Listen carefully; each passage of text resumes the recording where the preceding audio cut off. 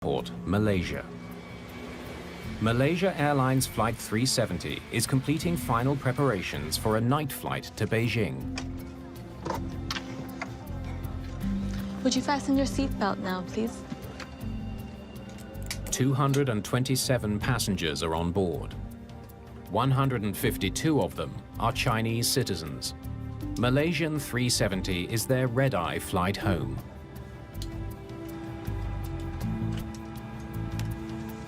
Fuel pumps. In the cockpit, Check. Captain Zahari Ahmed Shah is in command. An experienced pilot who's been with the airline for 33 years. First Officer Farik Abdul Hamid Flap set. is far less experienced. This is his first time flying a Boeing 777 without an instructor. Forward takeoff checklist complete. We're ready to go, Captain. Good. The process of takeoff in any commercial airliner is a busy period. Former Air Force and airline pilot John Nance is an internationally recognized expert in aviation safety. This is one of the reasons that worldwide, starting in the US many years ago, we said, look, sterile cockpit under 10,000 feet, no extraneous talking, because you got a lot to concentrate on. Malaysia 370, runway 32 right. You are clear for takeoff. 32 right. Cleared for takeoff. Malaysian 370, thank you. Why don't you tell them we're ready to go? Flight attendants, please take your seats for takeoff. 40 minutes after midnight, Flight 370 is cleared for takeoff. Okay, here we go. The crew monitors the speed as they accelerate down the runway. V1. Rotate. The takeoff seems completely routine. As the plane climbs, the controller directs the crew towards a navigational waypoint called Igari. Malaysia 370, turn right direct to Igari. Okay, direct Igari. Malaysia 370, thank you. The 777 is one of the most automated airplanes in the world. The crew can simply enter the location of the waypoint into their flight computer. Igari is entered. Please confirm. Execute. Flying a big airplane like the 777 is really managing the airplane because there's not a lot of flying stick and rudder involved. It's a lot of management of a very sophisticated amount of electronics. Malaysian 370's flight path will now take them along the air corridor that runs northeast over the Gulf of Thailand, before continuing on to Beijing. The trip takes about 6 hours. Malaysia 370, maintaining level 350. 20 minutes after takeoff, they reach cruising altitude, 35,000 feet. When you get a big jet up to altitude and you've got her on autopilot, you've leveled off, you've run your cruise checklist, it really is time now to kind of throw the straps off and relax a little bit. The crew will now monitor the autopilot until they're ready to land. Controllers in Kuala Lumpur will only track the plane while it's in Malaysian airspace, about 20 minutes more. As the plane crosses the Gulf of Thailand, controllers in Vietnam will take over.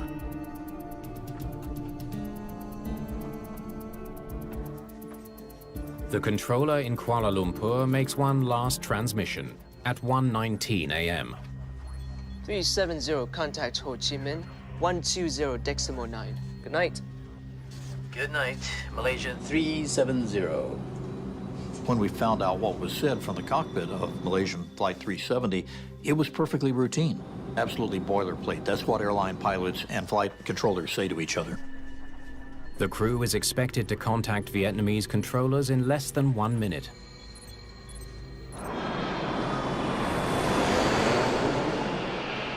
But 19 minutes later, there's no word from Flight 370. Malaysian 370, this is Ho Chi Minh. Please contact control. Malaysia 370. Controllers in Vietnam and Malaysia tried desperately to reach the missing plane. Contact control. Malaysia 370, do you copy? Malaysia 370, this is Kuala Lumpur. Do you copy? There's no response from the cockpit, and no sign of the plane on radar. Flight 370 has vanished without a trace. It is unprecedented for an airplane to disappear from the radar environment like this and go unaccounted for. Malcolm Brenner is widely recognized as one of the world's leading experts in the causes of aviation disasters. He's studied human performance for NASA and the US Air Force and has investigated dozens of major accidents for the National Transportation Safety Board. This accident has caught the attention of the world in a way I have not seen in a 40-year career in aviation. This was probably going to be the #1 mystery in commercial aviation history, and aviation history, in fact. Everybody had looked to Amelia Earhart as the #1. I think this clearly displaces it.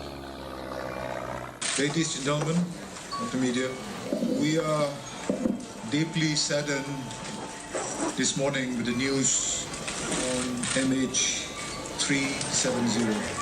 Stunned family members demand answers from the airline, while aviation experts worldwide scramble to try to explain what might have happened to the missing plane. In that situation, everything's on the table, including disorientation, smoke, fire, mid-air collision, you name it. Finding out what caused this disappearance is crucial for the entire aviation industry. If it's a mechanical problem, it needs to be corrected. If it's a security breach of some type, that needs to be corrected. If it was something wrong with the cargo, whatever the issue was, has to be rectified. Malaysian authorities immediately launch a massive search for Malaysia Airlines Flight 370. Australia, the US, and China soon join the hunt. In the first couple of days, we really had no idea what to think, except that we couldn't find the airplane. It's difficult to know where to look. Flight 370 has disappeared over the Gulf of Thailand, where there is limited radar coverage. Radar systems are on about 10% of the surface of the Earth. As you can imagine, there are no radar systems other than shipborne ones over the oceans. So you have a physical inability to cover much of the Earth's surface where it's ocean.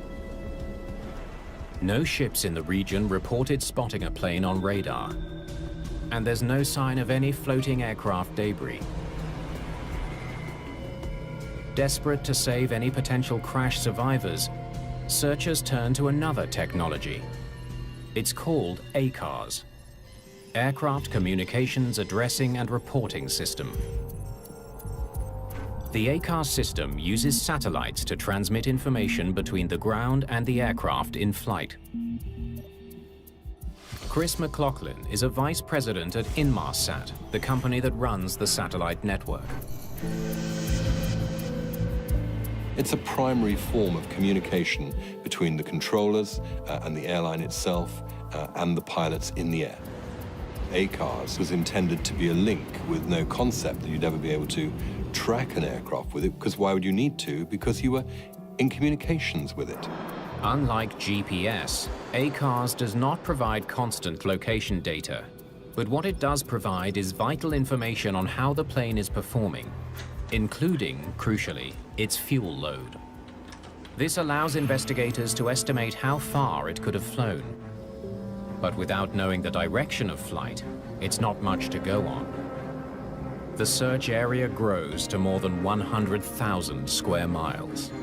The element that I think was the most startling was, what do you mean we didn't know where this airplane was? What do you mean we lost track of something as big as a 777? This isn't the first time that an airliner has vanished. Air France Flight 447 disappeared over the Atlantic Ocean in 2009. Though floating debris was found within days, it took nearly 2 years to find the sunken wreckage. Leopold Sartorius was a key investigator during that search. In the case of the Malaysian, apparently the search area is at least 3 to 4 times bigger than the original Air France 447 search area, which already was quite huge. French investigators ultimately conclude that the pilots on Air France Flight 447 made a series of stunning errors leading to the crash. That conclusion would have been impossible without the undersea recovery of the plane's black boxes. What do you think? What do we need to do? I don't know. It's going down. We had much more than investigators seem to have today in the case of Malaysian. But already with all we had, it was very difficult to reach conclusions without getting the flight recorders. In the search for Flight 370, there's no time to lose. Ocean currents could already be moving the flight recorders, or worse, burying them under silt. A careful review of the passenger manifest by Malaysian police turns up an alarming lead. 2 passengers boarded the plane illegally. Very early in the case, it was determined that there were passengers using stolen passports that were in the Interpol database as stolen passports. It suddenly seems possible that Flight 370 hasn't crashed after all. Perhaps hijackers somehow seized control of the plane. I began to develop a hope, because it didn't appear that there was any wreckage in the water, that this was not only a hijacking, but that it was a hostage-taking, and we would hear a demand for 200 some odd hostages to be repatriated if certain things were done. That was the best hope.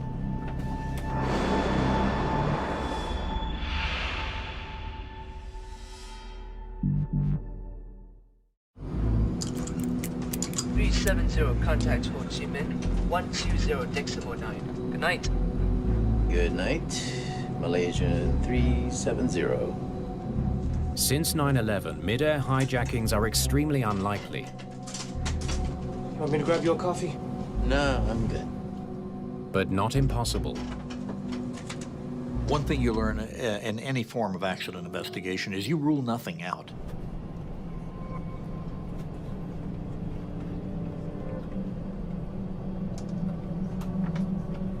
If the captain or the co-pilot need to use a restroom, they come out of that cockpit. Tom Fuentes is uniquely qualified to consider how a hijacking might unfold. He spent 29 years with the FBI. So all the security in the world means nothing when they leave the controlled environment of the cockpit.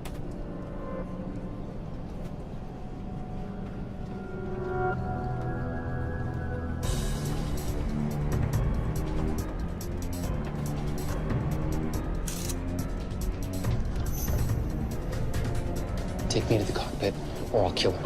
Okay, just don't hurt anyone.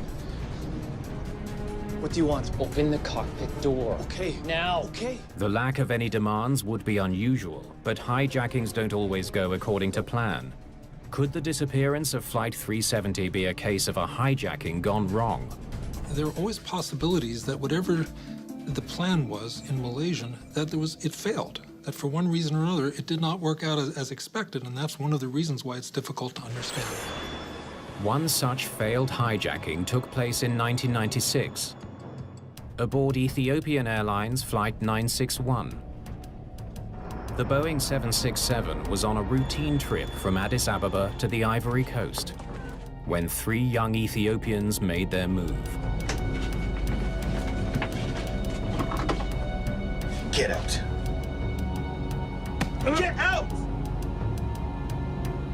Fly to Australia. What? Fly us to Australia. We don't have enough fuel to get to Australia. We have a bomb. If you don't do what we tell you to, we will blow this plane out of the sky. We only have 2 hours of fuel. The hijackers didn't believe the captain when he told them the 767 was going to run out of fuel.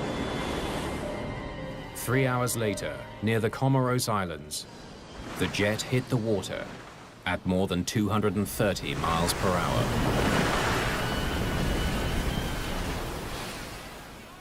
"125 of the 175 people on board were killed, including all of the hijackers. Did a hijacker force his way into the cockpit of Flight 370? Just stay calm. I'm entering the heading now, see?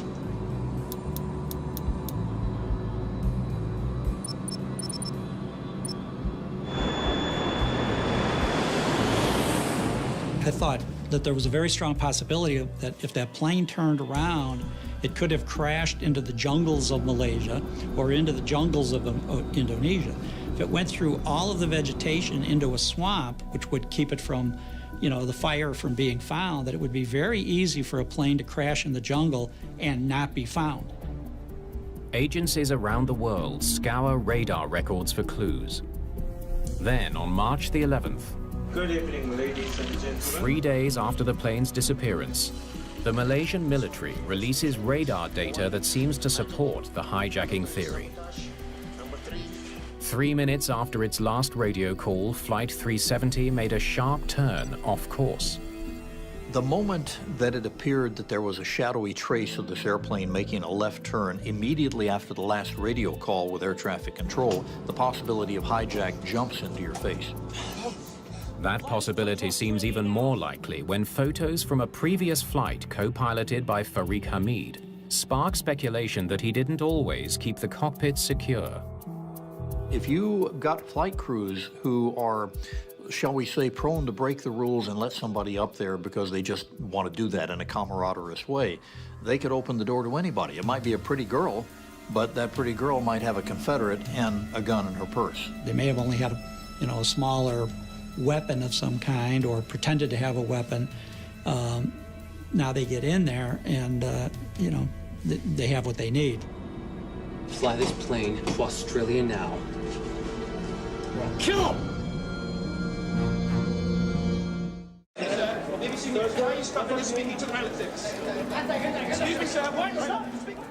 In the media frenzy surrounding the disappearance of Flight 370, there is talk of a possible hijacking.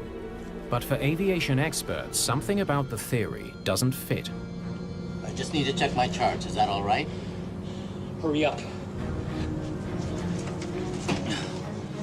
Pilots have several ways to send emergency signals to the ground. Okay, just calm down. I'm entering the headings now, see? You've got radios to talk on, you've got emergency frequencies, you can put something in the ACARS system and type it in, and you've got a code that you can put into the transponder that instantly lets the world of aviation know you've been hijacked. They refer to that as squawking. It's sending out a special frequency that would go back to the control tower and to the airline and say, this is the hijacking code. But air traffic controllers never received a squawked code or any other alert from Flight 370. And an intensive police investigation has lifted suspicion from the passengers traveling on stolen passports. They certainly had no links to terrorism. In fact, no one on board seems to have any connection with any terrorist group. We're talking of thousands of people looked at, interviews being done, families, inquiries made with families. And I think that at least the public should realize that this was a very, very extensive investigation. 370, contact Ho Chi Minh, 120.9. Good night. Good night, Malaysia 370. With armed hijacking looking less likely, authorities focus on the few existing leads in the case, including some troubling timing. 2 minutes after the last voice communication from the cockpit, Flight 370's transponder cuts out. Transponders transmit information like flight number and position to controllers on the ground. Losing that signal makes it harder to track the plane. Even more troubling, a few minutes after the transponder cuts out, the signal from the ACARS system also switches off. Turning off the transponder is extremely straightforward, extremely simple, even on a sophisticated jet like the 777. Turning off an ACARS is not so simple. It takes a lot of knowledge. It's difficult to imagine a routine glitch that would cause the sudden loss of both systems. The answer probably lies elsewhere. Got a fire on board. There are only two things after a while that begin to parse out. One is that this was a purposeful act, and the other is a massive emergency. I need you to stay seated and use this to breathe. Losing a lot of systems here. An onboard fire is one of the most catastrophic emergencies a crew can face. Transponder's out. And I've got an error on the hydraulics. It can damage multiple systems, including electronics. There goes the ACARS. sometimes Masks on. in unpredictable ways.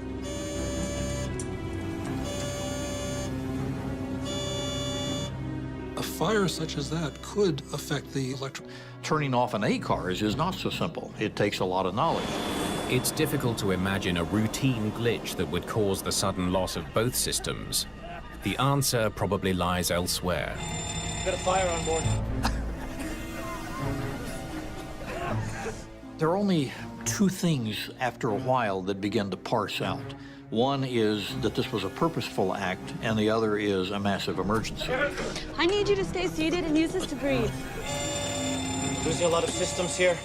An onboard fire is one of the most catastrophic emergencies a crew can face. Transponder's out. And I've got an error on the hydraulics. It can damage multiple systems, including electronics. There goes the ACARS. Sometimes Masks on. in unpredictable ways.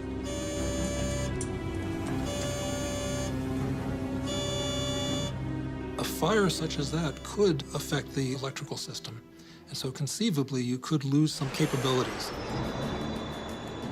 In November of 1987, a South African Airways 747 was bound for Johannesburg. Fire broke out in its cargo area on the main deck directly behind the passengers. By the time the crew got to it, the fire was raging.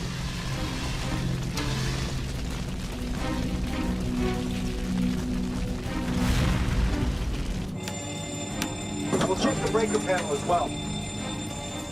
The captain initiated an emergency descent. Mauritius, Springbok 2, 9 or 5. Springbok 2, 9 or 5, Mauritius. Good morning, go ahead. Good morning. We have a smoke problem and we're doing emergency descent to level 15. Thick, noxious smoke filled the cabin, and the captain lost power to key instruments. We've lost a lot of electric. We haven't done anything on the aircraft. The South African 747 never made it home. 159 people died when the plane hit the Indian Ocean. The cargo manifest from Malaysia Airlines Flight 370 reveals it was carrying some potentially dangerous cargo. 487 pounds of highly flammable lithium-ion batteries. Is it possible that they sparked a catastrophic fire? Did the amount of, or the weight of lithium-ion batteries exceed normal standards considered to be safe? Or did they violate that and put too much on and then maybe put it in the wrong cargo area where the fire suppressant wasn't as robust as where it's supposed to be? We've got a fire on board. Mayday, Mayday. This is Malaysian 370. We have a fire on board. There goes the ACARS. A sudden fire might explain both the failure of the cockpit instruments and the abrupt left turn. I think we should turn around. Head back to the airport. All right. Turning left, heading 240. Perhaps the crew was changing course to prepare for an emergency landing. The crews do have oxygen, and one of the first things they do in the event of fire or smoke is to don the oxygen, and that will give them at least an hour of oxygen they can work with. So there is that possibility. But the fire theory has a major flaw. The main problem with the fire scenario, not seeming likely to me, is the number one thing is that there was no radio call. The cargo bay's fire alarm should have sounded before the fire had spread. The first thing that I'm going to do is oxygen mask on 100%, make sure my buddy over here has his or her oxygen mask on. We're going to declare an emergency immediately. We're going to turn the airplane around. We're going to look for the nearest suitable airport. There's another compelling reason to doubt that a fire brought down Flight 370. In London, a small team of engineers at Inmarsat has made a startling discovery. The team began looking on Sunday and initially found something they couldn't quite believe. What they've uncovered immediately casts a troubling new light on the mysterious events aboard Flight 370. Inmarsat technicians have made a stunning discovery. Deep in the ACARS data, they've uncovered a series of automated signals, or handshakes, received from Flight 370 long after it was assumed to have crashed. It's done through an invisible handshake or ping between the network and the unit itself. The plane's ACARS computer continued to answer the automated pings from the Inmarsat ground station every hour from 2:25 a.m. until 8:19 a.m. The aircraft was continuing to signal a request for service, not for minutes up to the loss, but for over 7 hours after it had disappeared from the radar system. The discovery means Flight 370 did not crash into the Gulf of Thailand, but was in the air for another 7 hours. What changed everything to me and everybody else was the Inmarsat satellite data. That's what says, wait a minute, that plane flew for hours. A 7-hour flight makes it nearly impossible to believe a fire brought down the plane. If you have a generalized fire, the airplane is not going to be capable of flying that many hours. The timing matches earlier ACARS data about Flight 370's fuel consumption. The plane had enough fuel to keep flying on autopilot for 7 hours. But no one knows what was happening on board during all that time. We now know that it went in a certain direction. We know that it went thousands of miles out there. It flew for hours. Whether anybody was alive or not, we don't know. Once the plane's fuel tanks ran dry, the two engines would have cut out one after another, putting the 777 into a downward spiral until it crashed into the sea. The new scenario bears a striking resemblance to another mysterious accident. In August 2005, Helios Flight 522 was en route from Cyprus to Athens.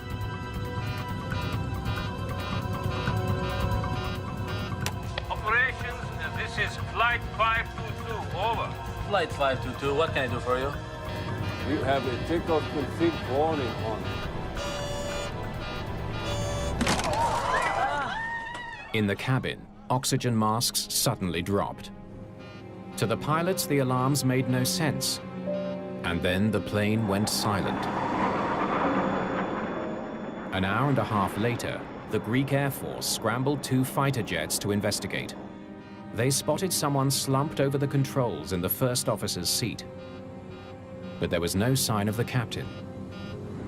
CC, there is one figure in the cockpit of Helios 522. He appears non-responsive. They saw someone moving in the cockpit just before the 737 suddenly turned and made a quick descent. As the plane sped downward, the person in the cockpit finally acknowledged the fighter jet, but no words were exchanged. Moments later, Helios Flight 522 slammed into the ground. An investigation into the Helios crash revealed that the previous cabin crew had reported seeing ice on the rear service door. A ground engineer investigating the problem ran tests that required him to switch the cabin pressurization control from automatic to manual, but he didn't switch it back. When the plane took off again, the cabin didn't pressurize automatically and oxygen levels began to drop. Hypoxia can result in headaches, confusion, difficulty understanding what's happening, memory loss, shortness of breath. And what's especially sinister about hypoxia, and this, all pilots are warned about this, is that you don't recognize that you're impaired. Overhead masks deploy when cabin pressure gets too low, but they only supply oxygen for about 12 minutes.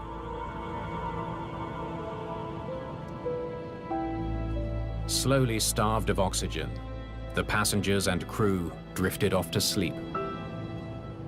Everyone on the plane was unconscious, with the exception of one flight attendant who somehow had received oxygen. By the time that flight attendant reached the cockpit, the plane was out of fuel. There was no way for him to save the plane.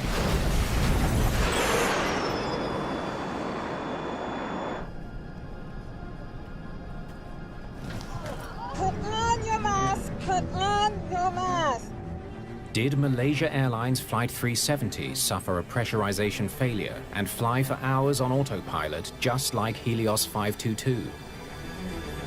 Generally, an airplane is on autopilot for most of the flight. So in case both pilots could not pilot the airplane anymore. The autopilot would do what it's supposed to do. The Malaysian flight was flying at 35,000 feet. This is higher than Mount Everest. And without oxygen, you can expect 30 to 60 seconds of useful consciousness. An Australian Transport Safety Board report helps narrow the search area with the finding that Flight 370's straight and level path in the final hours is consistent with an onboard hypoxia event. But there are some troubling details that suggest something was very wrong aboard Flight 370. Be right back. All right, thanks.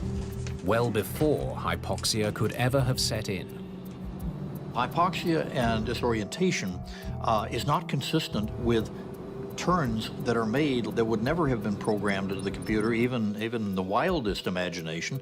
Careful analysis of the evidence has revealed that Flight 370 made 3 turns over the next hour and a half after the last radio call. First a turn to the left, then 2 more, taking the plane west, then south towards Antarctica. For Malcolm Brenner, those turns strongly suggest someone in the cockpit deliberately flew the plane off course. It is conceivable that a pilot could deliberately depressurize the airplane. That as part of an effort to hijack the airplane or take it for some purpose, it would be possible from the cockpit to turn off the pressurization and produce a Helios-type event. The big questions now: who made those mysterious turns? And why? 370, contact Ho Chi Minh, 120.9. Good night. Good night, Malaysian 370.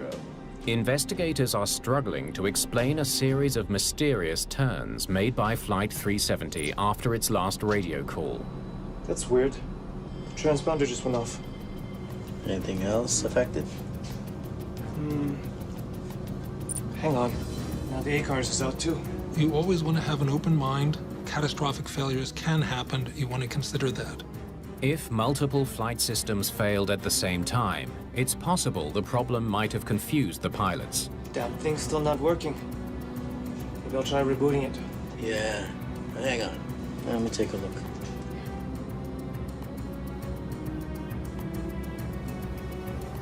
Is that our altitude? Damn it!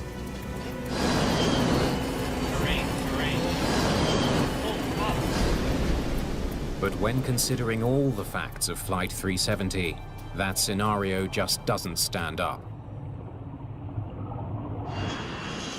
The 777 is designed to have multiple backups, making it extremely unlikely that enough systems could fail to put the flight in jeopardy. The whole watchword is to let these airplanes do much of the work of making sure everything is backed up, including the backups. Multiple failures are also hard to reconcile with the fact that the plane kept flying for 7 hours. It just doesn't seem to fit the evidence we know of the flight. For investigators like Brenner, the evidence makes it hard to ignore a rare and horrifying possibility: that Flight 370 was brought down by a deliberate human act. 2 different systems went out at a similar time, the transponder and the ACARS. The only purpose of these systems is to communicate with the ground. And there's no obvious electrical connection why both would be going out, other than a human involvement. Everything comes down to deliberate action by somebody for some reason. If Malaysia Flight 370 was brought down on purpose, it wouldn't be the first time for a commercial airliner. There are 6 accidents over the last 40 years around the world that have aspects of a deliberate action. In several cases, they appear to be impulsive, but in 2 cases, it appears that the pilots, although they were having psychiatric problems, they appeared to have careful planning and deliberately wanted to hide the fact that what they were doing would be a crime. That was the controversial finding made by a team of US investigators after the tragic crash of Silk Air Flight 185. We'll be serving lunch shortly. On December the 19th, 1997, the Boeing 737 was flying from Jakarta to Singapore. Good afternoon, ladies and gentlemen. This is your captain. My name is Zhuwei Ming. On the flight deck this afternoon, with me is First Officer Duncan Ward. Moments after the crew's last scheduled radio call to Indonesian controllers, the plane banked sharply and went into a steep dive. There were no survivors. Searchers managed to recover the Silk Air flight data recorder and cockpit voice recorder. Ready when you are. But both machines were switched off before the plane went into its fatal dive. I am. Water. Investigators discovered the plane's pilot, Zhuwei Ming, had recently lost more than $1 million in the stock market and was scheduled to repay the debt when he got back to Singapore.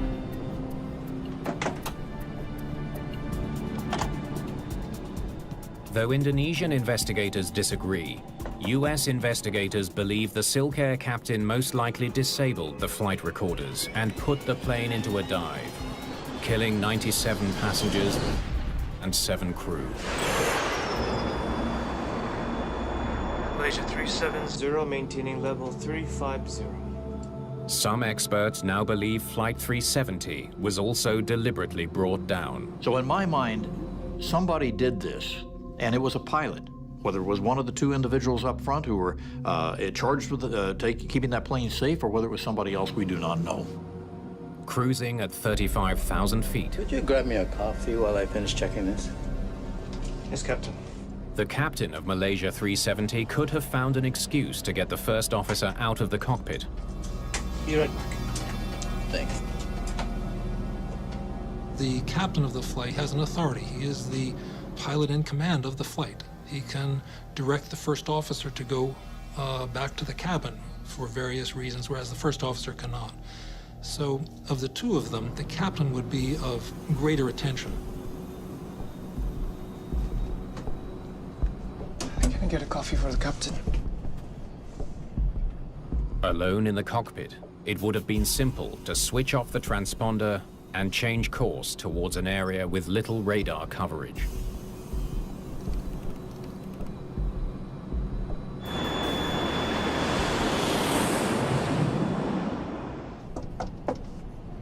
Hey, open up in there. A few minutes later, he may have tried to switch off the ACARS, not realizing that part of the signal would stay on. Go right in there. You can't turn off the handshakes for Inmarsat without actually getting into the electronics of the aircraft itself. That's just something that people wouldn't know how to do. Captain, A pilot can stop the door being opened from the outside, open the door.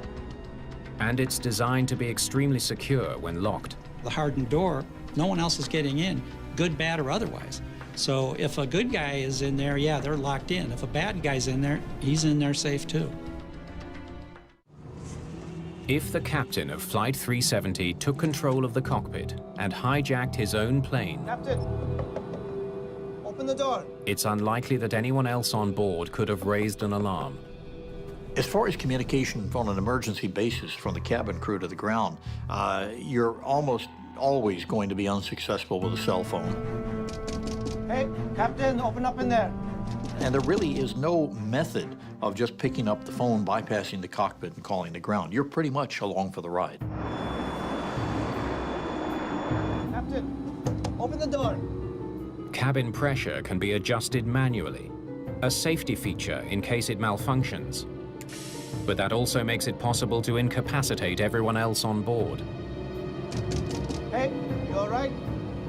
That's one consideration in terms of neutralizing the other crew member or other crew members. Captain.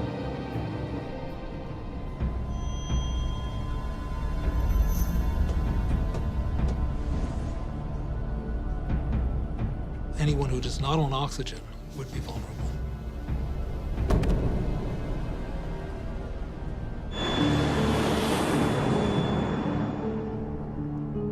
Passengers who managed to put on their masks would have run out of oxygen in about 12 minutes. With passengers and crew dead, all that's left is to make the plane disappear.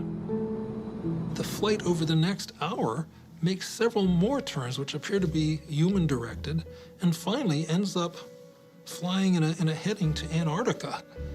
So the appearance is that this is a carefully thought-out effort to evade detection.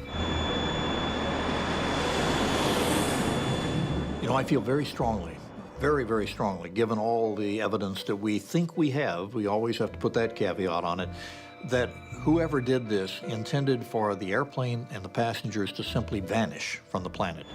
If Flight 370 was in fact brought down on purpose, one of the most difficult questions to answer is why.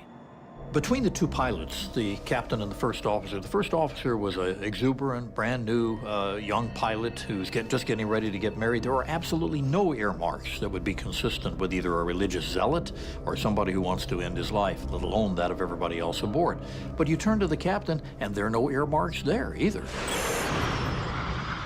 Malcolm Brenner thinks an event from 1994 may provide some insight.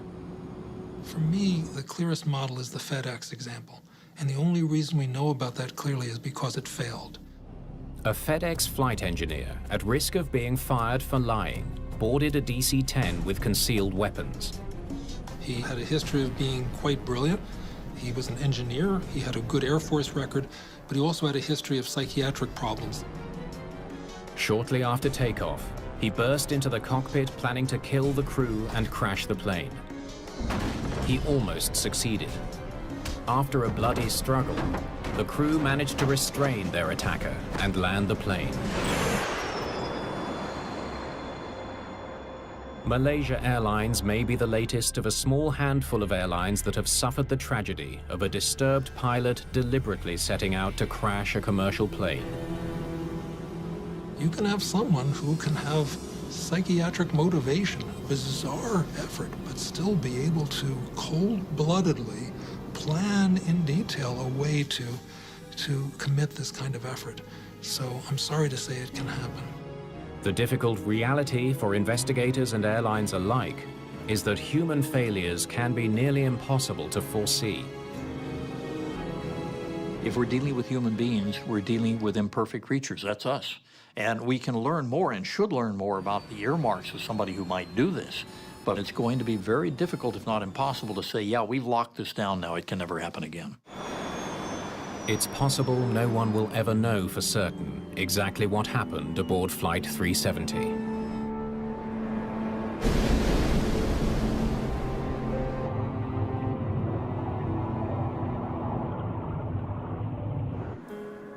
But perhaps the most important lesson from this tragedy has already been learned. The one lesson that I think immediately comes out of this is that we've got to know where all these airplanes are all the time, and that's very simple to do and very inexpensive. You simply hook a GPS up to one of those transmitters that in most cases are already there and cause it to send its position about every 5 or 10 minutes and make sure that nobody in the airplane can